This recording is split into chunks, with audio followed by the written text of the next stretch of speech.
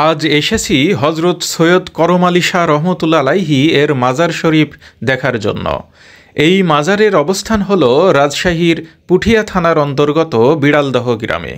এই মাজারে একটি বাঘের সমাধি রয়েছে। এই বাঘের সমাধি দেখার পাশাপাশি আমরা দেখব সুফি সাধক এবং ধর্মপ্রচারক হজরত সৈয়দ করম আলী শাহ রহমতুল্লাহ আলাইহি এর মাজার শরীফও।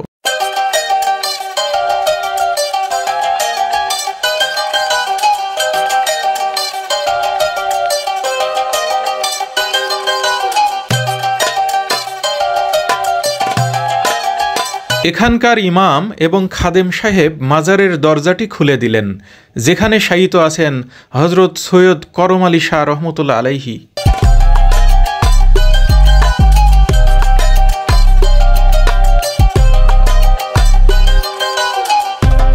এই উপমহাদেশে ইসলামের প্রচার ও প্রসারের জন্য আরব দেশগুলো থেকে অনেক প্রথিতযশা সুফি সাধক এবং ধর্মপ্রচারক এসেছিলেন।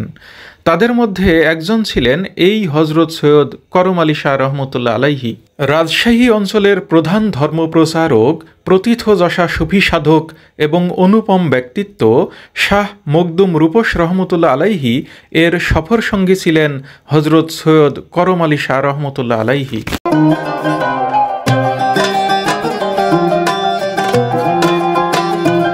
হজরত শাহ সৈয়দ করম আলী রহমতুল্লাহ আলাইহি যখন তিনি ধর্মপ্রচারের জন্য এখানে ইসলাম প্রচারের জন্য এসেছিলেন, তখনকার কোনো ইমারত বা প্রতিষ্ঠান এখানে নেই।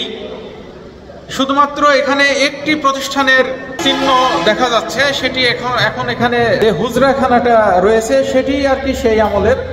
তাছাড়া আর কোনো ভবন এখানে বা প্রতিষ্ঠান এখানে নেই। একটি মসজিদ ছিল সে সময়কার। হজরত শাহ সৈয়দ করম আলী রহমতুল্লাহ আলাইহি যখন এখানে এসেছিলেন তখন তিনি এখানে একটি মসজিদও নির্মাণ করেছিলেন, কিন্তু সেই মসজিদটি ভেঙে দিয়ে বর্তমানে একটি নতুন মসজিদ নির্মাণ করা হয়েছে এখানে।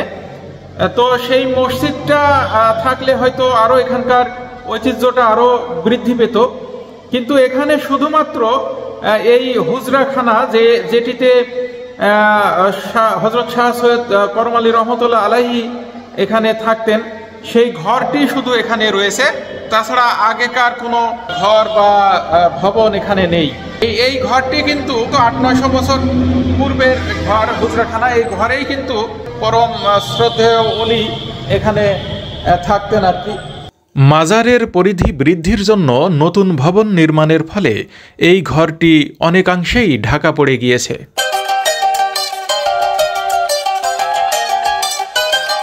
এই ঘরে অবস্থান করেই হজরত সৈয়দ করম আলী শাহ রহমতুল্লাহ আলাইহি ইবাদত বন্দিগি করতেন এবং অত্র এলাকায় ঘুরে ঘুরে মানুষের মাঝে ছড়িয়ে দিতেন ইসলামের সুমহান বার্তা।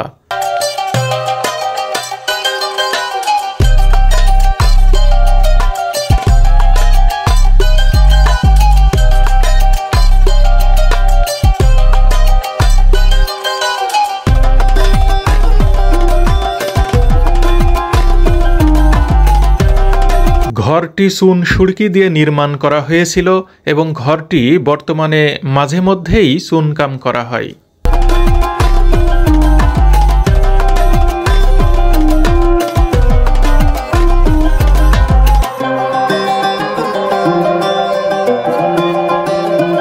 হযরত শাহ সৈয়দ করম আলী রহমতুল্লাহ আলাইহি এই ঘরে অবস্থান করেই অত্র এলাকায় ইসলাম প্রচার করেছিলেন।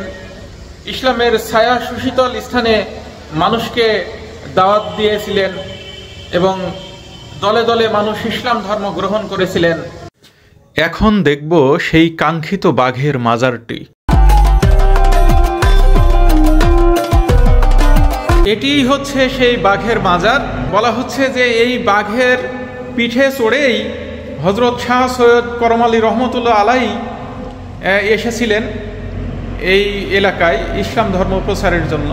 এটি সেই বাঘের মাজার। এই বাঘের পিঠে চড়ে এই হযরত শাহ সৈয়দ করম আলী রহমতুল্লাহ আলাইহি এই এলাকায় এসে ইসলাম ধর্ম প্রচার করেছিলেন।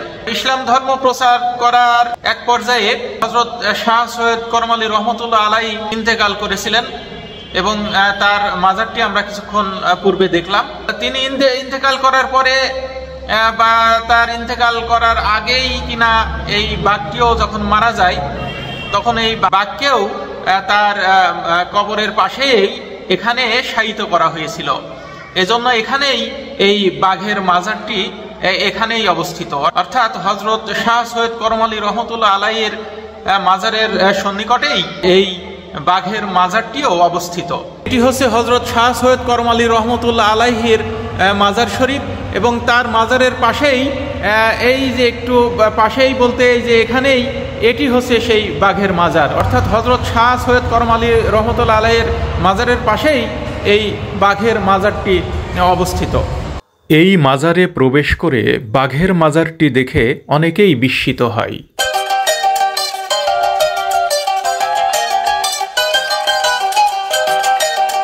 এখানে মাজার কেন্দ্রিক একটি মাদ্রাসা রয়েছে এবং এই উন্মুক্ত মাঠে প্রতি শুক্রবার দূর দূরান্ত থেকে মুসল্লিরা এসে খাবার পাক করে বিতরণ করে থাকে। এই মাজারটি একটি ঐতিহাসিক মাজার এবং এই মাজারের বিশেষত্ব হচ্ছে এখানে শায়িত আছেন হযরত শাহ সৈয়দ করম আলী রহমতুল্লাহ আলাইহি। ওনার মাজার তো রয়েছেই, পাশাপাশি আরেকটি চমৎকৃত বিষয় হচ্ছে যে এখানে একটি বাঘের মাজার রয়েছে। এই বাঘের পিঠেই নাকি এই ওলি, যিনি শাহ সৈয়দ করম আলী রহমতুল্লাহ আলাইহি, সেই ওলি তিনি বাঘের পিঠে চড়ে এসেছিলেন এই বিড়ালদহ গ্রামে, এবং এখানে এসেই তিনি ধর্ম প্রচার করেছিলেন এবং মানুষের মধ্যে ইসলামের যে সুশীতল ছায়া, সেই সুশীতল ছায়ায় আনার জন্য তিনি মানুষকে দাওয়াত দিয়ে ইসলাম ধর্ম গ্রহণে উদ্বুদ্ধ করেছিলেন। সেই শাহ সৈয়দ করম আলী রহমতুল্লাহ আলাইহির যে মাজার, সেই মাজারে আমি উপস্থিত হয়েছি এবং আমার সঙ্গে আছে এখানে মোহাম্মদ আব্দুল কুদ্দুস সাহেব, এখানকার মসজিদের ইমাম সাহেব, এবং পাশাপাশি আমার সঙ্গে আছেন মোহাম্মদ আলহাজ আকবর আলী, যিনি এই মাজারের খাদেম হিসেবে দায়িত্ব পালন করতেছেন। আমি প্রথমেই ইমাম সাহেবের নিকট জানতে চাইব এই মাজারটি যার নামে রয়েছে সেই শাহ সৈয়দ করম আলী রহমতুল্লাহ আলাই সম্পর্কে একটু জানতে চাচ্ছি। শাহ সৈয়দ করম আলী রহমতুল্লাহ আলাই তিনি প্রায় 1270 খ্রিস্টাব্দে এখানে আগমন করেন। রাজশাহী জেলার অন্তর্গত শাহ মখদুম রূপস রহমতুল্লাহ আলাই ওনার সফরসঙ্গী হিসাবে এখানে আগমন করেছিলেন, এটা আমরা ইতিহাসের মধ্যে পেয়েছি। এবং তার সঙ্গে একটি বাঘ ছিল, বাঘের পিঠে চলাফেরা করতেন। উনি যখন সমাহিত হন তারপরে বাঘটিও এখানে ইন্তেকাল করে, বিধায় তার পাশাপাশি বাঘের মাজারটাও রয়েছে। আচ্ছা, আপনাকে অনেক ধন্যবাদ। এখন আমি কথা বলবো এই মাজারের যিনি খাদেম সাহেব, সেই খাদেম সাহেবের সঙ্গে। আচ্ছা আঙ্কেল, একটু বলেন তো যে এই কিছুক্ষণ আগে ইমাম সাহেব যেটা বললেন যে এখানে যিনি শায়িত আছেন সেই শাহ সৈয়দ করম আলী রহমতুল্লাহ আলাই এখানে এসেছিলেন, তিনি নাকি এখানে বাঘের পিঠে চড়ে এসেছিলেন, এ সম্পর্কে একটু বলেন তো। হযরত শাহ সৈয়দ করম আলী রহমতুল্লাহ আলাইহি এখানে আমাদের ইমাম সাহেব যে বলেছেন এটা সঠিক। প্রায় 1270 খ্রিস্টাব্দে এখানে আমাদের বাংলাদেশ অর্থাৎ তথা ভারতবর্ষে যত অলি আসছেন তাদের সফর সঙ্গী হিসাবে উনি ছিলেন।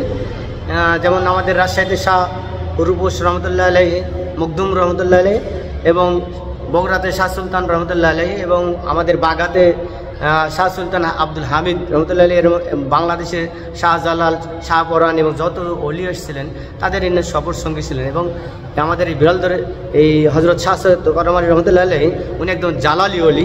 তখন তো অত্র এলাকা ইসলামের প্রসার ছিল না অতটা, যে কারণে তারা এসে ইসলাম ধর্মটাকে প্রসারিত করলেন মানুষের মাঝে দাওয়াত দিয়ে। তো আপনাদের অসংখ্য ধন্যবাদ যে সময় দিলেন এই জন্য আর কি।